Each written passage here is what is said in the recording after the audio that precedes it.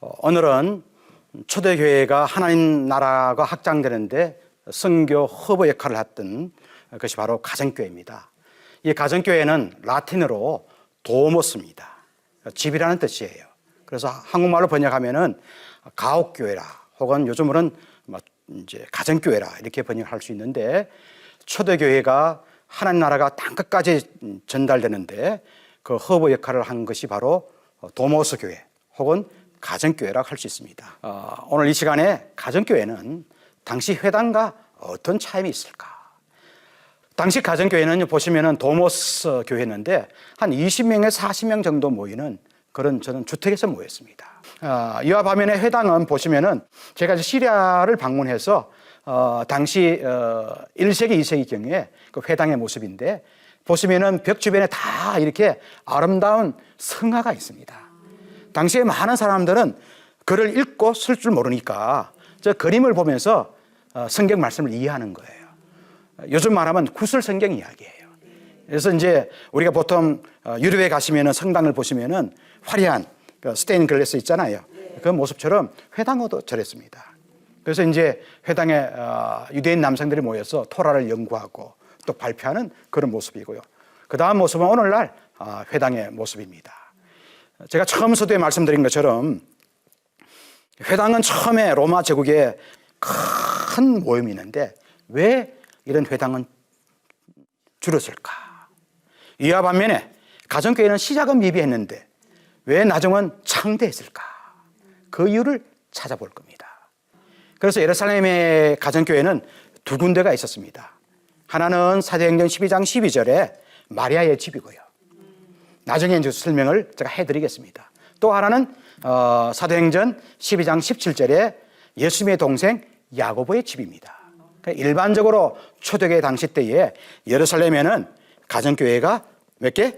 2개 있었다라고 이야기합니다. 이와 반면 한번 보세요. 당시 1세기경에 예루살렘에 있던 회당은 무려 394개에서 최대한 480개가 되는 거예요. 다시 말하면 가정교회에 비해서 무려 200배가 넘을 만큼 숫자 면에서, 요즘 말하면 재정적인 측면에서, 모든 면에서 가정교회는 요즘 말하면 게임이 안 됐다는 거예요. 그리고 가정교회는 당시의 예배를 소위 말하면은 어디서 예배를 드려야 하지라기보다는 어떻게 예배할 것인가, 그 마음과 또 생각이 중요하다는 것이에요. 요한복음 4장 21절에 보시면은 예수님께서 사마리아 여인에게 복음 전하는 장면이 나와져 있습니다. 보시면은 당시 사마리아 여인이 예수님을 만나서 이제 그 전도되는 장면이 나와져 있지 않습니까? 그때 이렇게 이야기합니다. 우리 조상들은 그리심산에서, 당시 사마리아인들은 그리심산에서 예배를 드렸고 당신 유대인들은 예루살렘 성전에서 예배를 드렸지 않았습니까? 라고 이제 반문을 해요.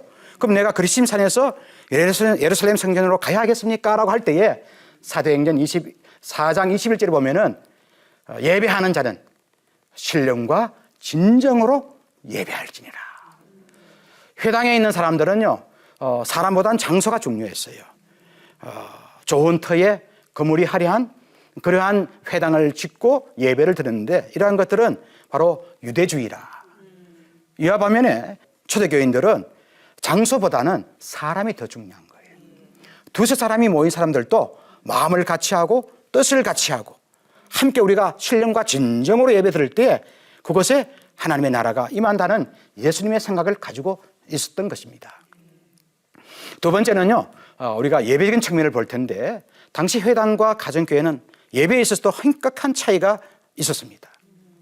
가정교회는 당시에 감사와 간증과 축제 예배를 할 수 있습니다. 예배가 2부로 있었어요. 1부는 오늘 저처럼 이제 강연이라든가 설교가 있었고, 2부에는 모든 설교를 다 듣고 난 다음에 2부에는요 참여한 모든 사람들이 애찬식. 당시의 1세기 경에는 기근이 심하고 먹을 것이 없는 시대라 교회 가면 먹을 것을 줘요. 얼마나 좋겠어요. 그래서 애찬식을 다 하고 난 다음에 나중에 이제 요즘 말하면은 세례받은 사람들, 저희가 침례받은 사람들은 주의 만찬식에 참석해서 당시 세례받았던 사람들, 이런 침례받은 사람들이 떡을 떼면서 이제 주님의 몸을 기념하게 되고, 당시에 많은 사람들은 가정교회 오는 걸 좋아하는 거예요. 그런 당시 회당을 한번 보세요. 1세기 말에는요, 전혀 예배의 분위기가 식순이 달랐어요. 5가지 예배 순서로 이루어졌는데 쇠마라고 하는 신앙 고백이 있었고요.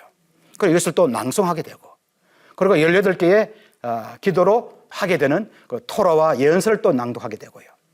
그리고 설교가 있고 축도가 있고, 저기에 애찬식이 있다든가 또 우리 성도님들이 함께 교제하는 그런 모습은 아예 회당은 없었어요. 그러니까 쇠마를 낭송하고 토라와 예언서를 낭독하고 설교를 듣고 축도하는 그런 예배로 모임을 하다 보니까, 또 이곳에 가면은 애찬식도 없어요. 유대인 남성 중심을 하다 보니까. 그래서 당시에 많은 이방인들은 회당에 가서 예배를 드릴 바에는 도모스 교회, 가정교회 가서 예배를 드리자라고 생각을 했던 것입니다. 더 나아가서 당시 1세기 경에 당시 도모스 교회, 가정교회는 예배의 메시지가 무엇일까? 요즘 말하면 설교의 핵심 요소를 말할 수 있습니다. 당시 모든 가정교회는요, 십자가 부활을 강조했습니다. 예수님의 죽음과 또 십자가의 그런 정신, 부활의 그런 메시지를 가정교회는 전달해 주었습니다. 그 가장 샘플이 바로 예수님의 동생 야고보입니다. 여러분 아다시피 예수님은 그 형제가 5형제였습니다. 몇 형제라고요? 5형제. 네.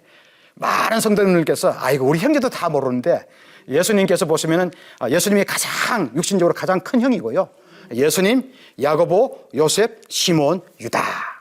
그 가운데 두 번째 있는 야고보는요, 그래서 항상 예수님의 공생 기간 동안에 예수님의 사역에 딴지 걸거나 태클 걸거나 염소처럼 들어박은 사람은 바로 누구냐? 야고보였어요.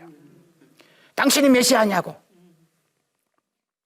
그래서 참 예수님의 마음을 많이 힘들게 했어요.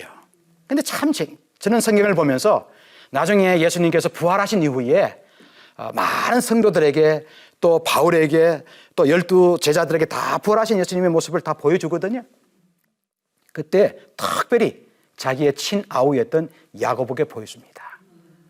그 이유가 뭘까?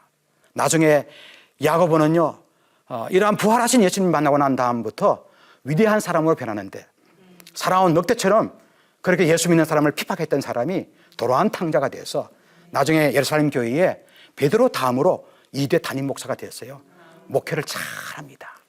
이러한 부활의 메시지, 십자가의 메시지는요, 수많은 많은 사람들에게 살아있는 메시지가 됐는데, 이와 반면에 해당은 어떤가? 토라를 연구하는 거예요. 소위 말하면은 창세기, 출애굽기, 레위기, 민수기, 신명기, 당시에 토라를 하는 모세 오경을 이것만 자꾸 연구하다 보니까, 그것도 중요한데 주님께서 우리를 위해서 십자가에 죽으시고 부활하셨던 이런 메시지를 전하기보다는 너무 과거 지향적인 메시지를 전하다 보니까 당시에 많은 헬라인들도 회당에 안 가는 거예요. 가정교회 가게 되지. 그래서 회당은 점차 인구가 쪼그라들고요, 가정교회는 점차 교회가 성장한 것을 볼 수가 있습니다. 그리고 크게 두 번째는 이제 당시 초대교회 신자들은요, 그들의 결혼관이라든가 음행을 피하거나 우리의 모든 몸은 하나님께 영광을 드리는 모습대로 삶을 살아간다 하는 이런 고등 종교인의 모습을 보여주니까 당시 로마인들이 요즘 말하면 놀라지 않을 수가 없는 거예요. 그래서 웨인 맥스는요, 가정교회는 초대교회를 개척하고 확장시키는 중추적인 역할을 했다고 했습니다. 당시 최초의 가정교회는 바로 예루살렘 교회였습니다. 이 예루살렘 교회는 사도행전 5장 42절에 보시면은 성전에서 모임을 갖기도 했고요. 사도행전에 보시면 헬라파 유대인들이 헬라어 사용자들의 모임이 마리아의 집에서 있었다는 것을 볼 수가 있습니다. 그래서 헬라어를 사용한 사람은 언제든지 헬라어 사용자들의 모임에 가서 예배를 들을 수 있게 되었고요. 그리고 세 번째는 사도행전 12장 17절에 보시면은 히브리파 유대인들, 요즘 말하면 유대인들은 아람어 사용자들 모임에 가서 또 예배를 드리게 되었습니다. 그래서 당시에는 예루살렘 교회에서는 이렇게 성전에서 모이기도 하지만 대다수가 헬라어로 또 아람어로 예배드리는 곳에서 예배를 드리게 되는데, 우리는 이러한 교회를 원형교회라고 합니다. 영어로는 프리미티브 처치라고 하는데, 이 말은 무엇인가 하면은 마가의 어머니 마리아의 집이나 예수님의 동생 야고보의 집처럼 초대교회 때 세워진 교회를 말합니다. 그래서 초대교회 때 세워졌던 그런 가정교회, 그런 도모서 교회의 그 정신을 오늘날 우리 한국교회가 잘 개성한다 하면은 하나님의 놀라우신 은혜가 있으리라고 봅니다. 두 번째는요, 이방 땅에서 세워졌던 그 가정교회는 바로 안디옥 교회입니다. 안디옥 교회는 어떻게 개척이 되는가 하면은 바로 스데반의 그 일로 인해서 많은 신앙의 박해와 핍박이 있어서 그들이 안디옥 교회 이제 교회가 시작이 되었는데, 여기 보시면은 안디옥 교회의 그 평신도 리더를 보시면요, 바나바는 여러분 아시다시피 1.5세로서 헬라어와 또 히브리어에 또 능숙한 사람이었고, 자신의 자산을 다 교회에 바칠 만큼 성실한 사람이었고, 그리고 여기 나오는 시몬과 루기오는요, 높은 신분을 가지고 있는 사람이었고, 그 다음에 마나에는 이게 보시면은 헤롯이 어릴 때 친구로서 헤롯이 신뢰하는 또 친구였습니다. 이런 모든 것을 보면은 당시 안디옥 교회는 상류층에 있는 사람들이 예수 믿고 가정교회로 입교하는 것을 볼 수가 있습니다. 그래서 안디옥은 당시 이제 바울이 복음을 전할 당시 때에 전체 인구가 25만 명이었습니다. 25만 명이었는데 이 당시 때에 유대인들이 다녔던 그 회당에는요, 한 2만 5천 명에 3만 명이 이제 회당의 신자였는데요. 근데 그 신자들이 이제 쪼그라들기 시작을 합니다. 회당은 쪼그라들고 가정교회는 점차 잘 되는 거예요. 그래서 안디옥 교회에서 소위 말하면은 가정교회가 잘 되는 그 경험을 가지고 있던 바울은요, 나중에 에베소에서, 빌립보에서, 고린도 교회에서 그러한 교회를 또 다시 세우기 시작을 하게 됩니다. 그래서 이방 땅에서 가정교회가 확장이 되어져 나가는데 바로 그런 교회가 빌립보 교회입니다. 여기 나오는 루디아는 자주장사라, 요즘 말하면은 남대문 시장에서 막한 돈을 번 큰손 여인이라 할 수 있습니다. 근데 여기에 보시면은 사도행전 16장에 보시면은 하나님을 섬기는 루디아라. 다른 말로 표현하면은 하나님을 경외하는 사람이에요. 하나님을 경외하는 사람이라는 것은 이방인이지만은 하나님의 살아계심을 믿는 사람으로서 회당의 신자였는데 정회원이 아니라 준회원이었어요. 그러니까 내가 회당에 가서 이제 말씀을 듣고 하지만은 정회원이 되지 못한 사람인데, 이러한 사실은 사도행전 18장에 보시면은 고린도 교회에 디도 유스도가 있습니다. 하나님을 경외하는 자 디도 유스도라. 그러면 루디아나 저기 나오는 디도 유스도 같은 사람들은요, 소위 말하면 돈은 있고 신분은 있는데 내가 회당에 가서 이제 말씀을 듣고 회당의 전회원이 아닌 준회원으로 있는데, 나중에 가정교회가 생기면서 바울이 개척하면서 회당과 다른 메시지가 있는 거예요. 회당에서는 율법을 이야기하고 토라를 이야기하는데 예수님의 부활과 십자가를 이야기하고 성김이 있고 따뜻한 애찬식이 있어서요, 저런 루디아라 저런 디도 유스도가 다 회당을 등지고 소위 말하면 가정교회로 입교하게 되면서 가정교회는 점차 신자가 늘어나게 되고 회당은 점차 줄어들게 되는 거예요. 더 나아가서 회당장 그리스도가 또 예수 믿게 되는 거예요. 요즘 말하면은 회당에 있는 사람들은 바울이 원흉이었을 거예요. 모든 회당이 쭈그라들고 교회가 안 되는 모든 것이 바로 바울에게 있음을 알기 때문에 나중에 바울을 핍박까지 하게 됩니다. 더 나아가서 에베소 교회의 아굴라와 브리실라가 하나님 말씀을 또 전하게 되고 그는 고린도에서 또 로마에서 교회도 세우는 하나님의 신실한 역군이 된 것을 우리가 볼 수가 있습니다. 더 나아가서 로마 교회를 보면은요, 바울은 로마에서 그가 옥중에 있었지만은 바울은 로마 교회를 직접 개척한 것은 아니에요. 그러나 믿음의 역군들이 이제 확장이 되면서 세 가지 형태의 교회가 세워졌는데요, 유대인 중심의 교회가 또 세워졌습니다. 그래서 유대인 중심의 교회가 당시 로마에서 형성되면서 바로 그런 사람이 아굴라, 브리스길라 같은 사람이 이제 교회를 형성하게 되었고, 그리고 남성들, 형제 중심의 또 가정교회가 있었는데 로마서 16장 14절과 8절을 보시면은요, 아주 우리가 생소한 이름인데 한번 들어보시기 바랍니다. 아순그리도, 블레곤, 흠에, 바드로바, 그 다음에 흠아, 암블리아, 이런 사람들은 다 남성들이에요. 이러한 남성들 헬라인들이 또 가정교회를 하게 되었고요. 그리고 로마서 16장 15절과 9절에 보시면은 모든 성들을 품는 헬라인 가정교회가 있는데, 이 말은 무엇인가 하면은 남성들이나 여성들 할 것 없이 모든 사람들이 또 예배드리는 가정교회가 있었는데, 그들이 누군가 하면은 또 생소한 이름들입니다. 한번 들어보시기 바랍니다. 빌골로고, 그 다음에 율리아는 부부인데요, 이러한 이름들이 나와 있습니다. 그리고 스다구라는 사람이 있는데 이게 바로 여성 노예입니다. 이 다양한 계층의 사람들이 예배를 로마 교회에서 드렸던 것을 우리가 알 수 있습니다. 그래서 초대교회는 예루살렘 교회가 처음 가정교회를 시작한 이후에 안디옥에서 이제 바울과 바나바가 이제 하나님의 몸된 교회가 확장이 되면서 그러한 샘플을 가지고 에베소에, 빌립보에, 그리고 고린도에 떠나가서 로마 교회까지 하나님의 아름다운 교회가 세워진 것을 볼 수가 있습니다. 그러면 초대교회의 그 가정교회의 기능과 특징을 한번 살펴보기를 원하는데요. 당시 모든 가정교회는 도모스, 당시의 집은 두 가지 형태가 있었습니다. 한번 보시면은 일반 주택에서 모이는 교회는 도모스라고 했습니다. 초대교회는 이런 요즘 말하면 단독 주택에서 예배를 드렸어요. 그게 바로 누구냐? 마가 요한의 어머니 마리아의 집, 그리고 루디아의 집, 또 여러분 빌레몬서 1장에 보시면 빌레몬의 집, 다 이것이 도모스 교회였어요. 그러면은 이러한 가정교회는 이런 집으로서의 기능과 함께 공동체적인 기능이 있었습니다. 그리고 모든 성도들이 내적으로 하나가 되고요. 그리고 외세에 있는 그런 압박이라든가 핍박을 또 보호해주는 그런 공동체로서 역할을 잘 감당하게 되어서 당시 가정교회는 크게 몇 가지 특징이 있는데, 이런 말씀과 취의 만찬이 있는 예배가 되어서 일부 말씀을 잘 듣고 2부 때에는 애찬식이 있고 또 주의 만찬식이 있으니까 회당에 안 가잖아요. 그래서 다 가정교회에서 이제 예배를 드리게 되고요. 그래서 웨인 닉스라는 분이 이렇게 말을 했습니다. 주의 만찬은 한몸 예식이었다라고 이야기를 해주고 있고요. 크게 두 번째는 평신도들이 아주 활발하게 사역을 했습니다.